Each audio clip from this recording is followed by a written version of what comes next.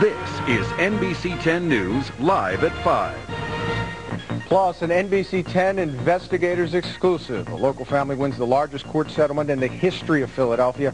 Coming up on Live at 5, the family shares the emotional story about the horrific incident that took their loved one's life.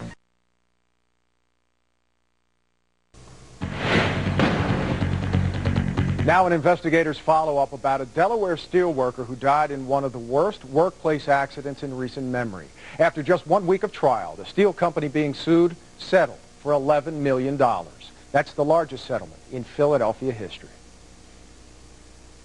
Tony Fewer died about as horribly as anyone can die. Well, I just didn't want more daddies to die. It didn't have to happen. On Valentine's Day 2003, Tony Fewer fell through an unprotected gap into a pit full of boiling water and molten metal at this Claymont, Delaware steel plant. In taped depositions, co-workers told how they rushed to Tony's primal pleas for help. Like an animal scream.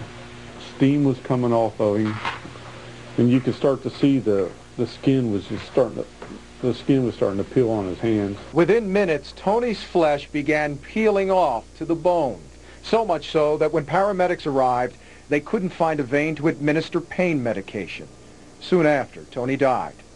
That testimony, coupled with company officials admitting that they knew for years that the open gap in front of the pit was a safety hazard, forced EnviroSource to settle for $11 million. The shame of this accident and this horrible death was that they knew about it, they talked about it, and they did nothing about it. For 11 years, that hazard existed. So $11 million may sound like a lot, but it'll never replace what Pam's lost.